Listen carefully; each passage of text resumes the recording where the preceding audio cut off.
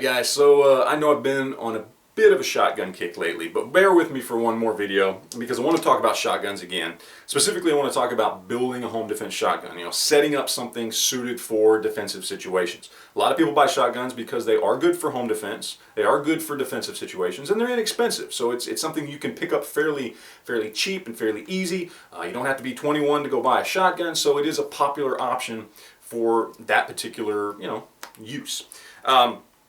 But I find a lot of people, especially when setting up a defensive shotgun, end up buying a lot of stuff, much like they do when they buy an AR-15, that over the course of time, they end up not liking and they get rid of in lieu of something else, or in lieu of just getting rid of it and keeping their shotgun simple.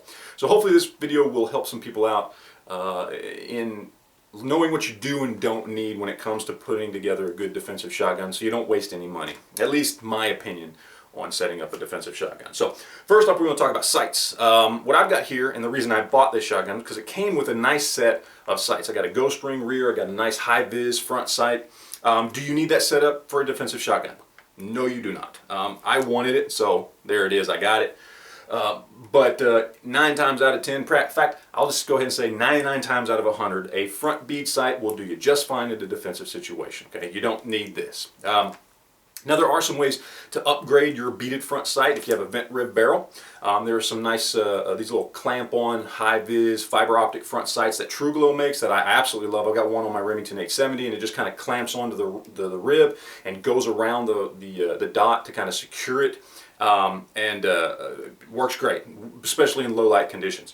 Another upgrade is simply taking out your old dot and installing a new high-vis dot. They make these little dots, they're about 15-20 bucks, and they kind of pull in ambient light. And I don't want to say they're glow in the dark, but they do kind of glow, especially if you've got a light mounted to your shotgun. They pull in all that light and they really stand out, especially in the dark or low light conditions. So those are just a couple things you can upgrade to. Red dots are another option, of course, and I'll talk a little bit more about that later.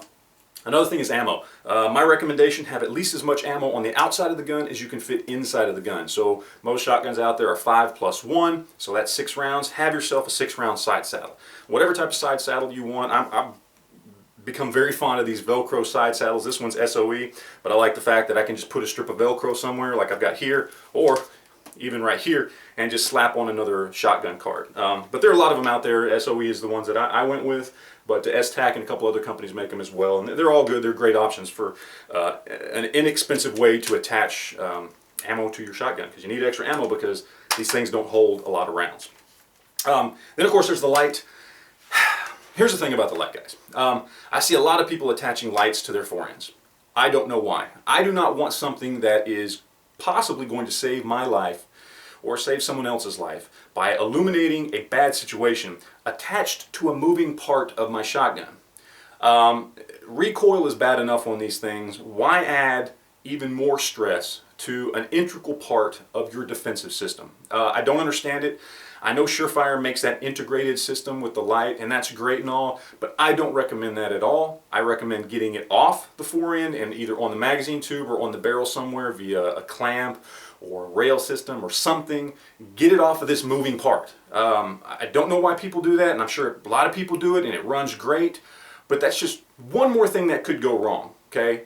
And why add to that in a defensive setup? It just doesn't make sense to me. Another thing, I see a lot of people who are right-handed putting the flashlight on the right side of the shotgun to where they have to activate it with their finger, specifically their pointer finger, right?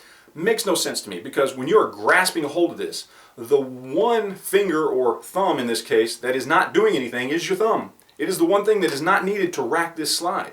I'm holding onto the slide with the palm of my hand and my fingers. They don't need to grip onto anything, and I can activate this light very easily. Okay, so if you're right-handed, get that shotgun on the left-hand side where your thumb is. If you're left-handed, get it on the right-hand side where your thumb is. It's just common sense. So, stock length of pull. I've talked about this in several videos, so I'm not going to mention it. I'm just going to say shorten up that stock, makes the gun run better in defensive situations. Get yourself like a 12-inch length of pull stock or collapsible stock or something like that. Okay, rail systems. I've been seeing a lot of people putting these monolithic rail systems that clamp onto the receiver and have a side saddle, putting these things on their defensive shotguns. That is so ridiculous. All you're doing is adding about 1 pound to 1.5 pounds of weight, or whatever those things weigh, to an already heavy shotgun, for nothing. You're not going to use 1.5 foot of rail on a shotgun. I mean, maybe even if you got a rear sight and a red dot, you only need as much rail as you can fit on your receiver. I mean, it doesn't make any sense. You want to add a little strip of rail on your receiver, that's fine. You want to add a side saddle, that's fine. But having that stuff that comes all the way up the barrel, it's just ridiculous. You're not going to use that on a defensive shotgun. Remember, keep it simple. This is for defense. You don't need to get all fancy. Don't need it to look cool. Don't need to look like a shotgun out of Halo, okay? You want it to work to save your life or the life of somebody you care about, all right? Vertical grips. Vertical grips are not my thing, but I know some people use them. If it's an advantage to you, go ahead. I don't see it as a disadvantage in any way, but shotguns have worked just like this without vertical grips or AFGs for a long time. They seem to work pretty good. I'm certainly more comfortable with running it as opposed to having anything up here like a vertical grip or an AFG, but you know, that's personal preference, okay? Red dots. If you want a red dot on your setup, great. They are kind of expensive though. To get a decent red dot that's going to hold up to recoil, you're talking about at least $100, okay? And you're going to be talking about making sure you have a rail system or something to attach it to. For a lot of people, that's just not doable. It is a great sighting system, and if you have the money and if you have the wherewithal to set it up that way and you're already very comfortable with it, let's say you use an AR with a red dot a lot and that is your chosen sighting system for a defensive situation, then go for it. Otherwise, I'd say stick to iron sights. You don't need a red dot on a shotgun. Heat shields. You don't need a heat shield, guys. The only reason I have one in here is because it came with the gun and I just haven't taken it off. In a defensive situation, you are not going to shoot this gun enough, okay, and reload it and shoot it some more and reload it and shoot it some more that this barrel's going to heat up so much that you can't touch it, okay? Maybe in competition, that type of thing, if you're shooting a lot of rounds really, really quickly and continuously loading, it will heat up that much, but you don't need a heat shield for a defensive situation. They do look cool, I'll be honest with you. It looks kind of like a trench gun, and that's why I left it on there, because it looks cool. But you don't need it, okay? If you want to go pick one up, great, looks cool, but it's not necessary for a defensive shotgun. So, sling. Last but certainly not least, the sling, right? Every long gun you have should have a sling, just like every pistol you have should have a holster. Pretty simple. That way if you need to retain it to your body, you can. So that's it, guys. Basically, what I'm trying to say here is keep it simple. K-I-S-S. Keep it simple, stupid. This is a defensive firearm. Don't go adding a bunch of crap to it that you don't need. You want extra ammo, good sights. You want a light to illuminate situations, a sling to keep it to your body, and that's it. I mean, it's pretty simple, pretty basic. You can set up a good defensive shotgun for $300 or less if you want to. You can set up for more. It's your call. But it's a very effective tool, a very inexpensive tool, and that's why I wanted to do this video. There's a lot of people out there that are doing this, and you need to know the right moves to make, especially if you've never set up one before. So there you go. Keep it simple, guys. There's my my video on setting up a defensive shotgun. Hope you enjoyed it. Hope it was educational to somebody out there. I appreciate you guys watching. We will talk to you later. Thanks.